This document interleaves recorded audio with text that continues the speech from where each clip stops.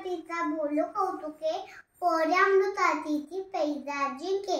अशा मराठीचा अभिमान सांगणारा श्री ज्ञानेश्वरांचे छोट्या बहिणीचे मुक्ता ही गोष्ट सांगणार आहे. वेळ दुपारची होती.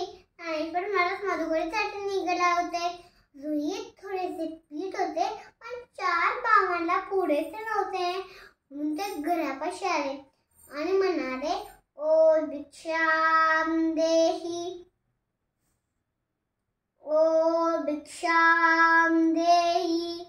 तिथून कर्मठ माणूसनी धडकन घेतला. ज्ञानेश्वर महाराज पुढे निघाले.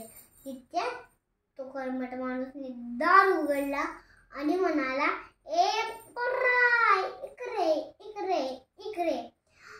त्याचा पोरणारे, तू भिक्षा पाहिजे का? थांब देतो, आ देतो असं म्हणून माती शेणाचे गोबऱ्यात टाकले. ए बघतोस काय, चाललीस आला मोठा भिक्षा मागायला. ज्ञानेश्वर महाराज मान खाली घालून निघाले. संध्याकाळची वेळ झाली. मुक्ताई विठ्ठलाच्या मूर्तीसमोर सांगताच लावली. ही मूर्ती तिच्या आई वडिलांची आठवण ती रामरक्षा म्हणू लागली. तिच्यात ज्ञानाची चावल झाली.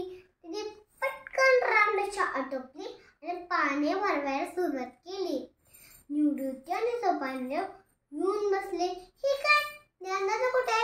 ला भूक नाही म्हणतो तो. आता सोपानदेव म्हणाला, भूक नसायला काय झालं, थांब मीच जाऊन येते. ते तुट्यापाशी आले. हे कुठं? तिच्या ज्ञानदाच्या एकांत जागा गवत असलेल्या हा खुपट्यामध्ये ज्ञानदाच्या थोडेल तेव्हा जाईल आणि माहिती दोन्ही पहिले. हे काय, हे कोणी दुसरीने केलं? माती आणि शेणाचे गोवरच टाकले. म्हणजे म्हणूनच ज्ञानदाचा सुरुवातल्या ज्ञानदाचा ताट उघडा ज्ञानदा चिंता क्रोध मागे सारा टाटी उघडा ज्ञानेश्वरा योगी पावा न मानांचा साही परा जननांचा टाटी उघडा ज्ञानेश्वरा टाटी उघडा ज्ञानेश्वरा. असं काय ज्ञानदादा, कोणी वाईट वागलो आपण काही क्षमा करावी, ते तर तूच सांगतोस ना. स्वतःच बसले. रुईत माती टाकण्याची बुद्धीच गोष्ट झाली असता तू का स्वतःला त्रास करून घेते? शेत उगवतं तिथे गवत असणारच, फुले फुलतात तिथे काटे टोचणारच, चोरा फुलतो तिथे नाक असणारच. दाताने कोणी जीभ चावली, कोणी बत्तीशी नसतात का? असं काढे ना, मी दमले रे ग, पाय पण दुखतेत. तुला छोट्या बहिणीची दया नाही येत का? विसरणारे राग, क्षमा करत्या लोकांना.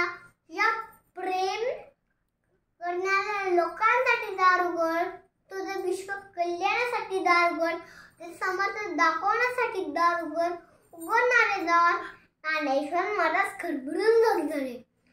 धावून धावून दार उघडले आणि मुक्ताईला जवळ केले. मुक्ता, आज तू माझी उधार पडली झाली. आज तू माझी आई झाली. आज तू माझी मुक्ताई झाली. थँक्यू.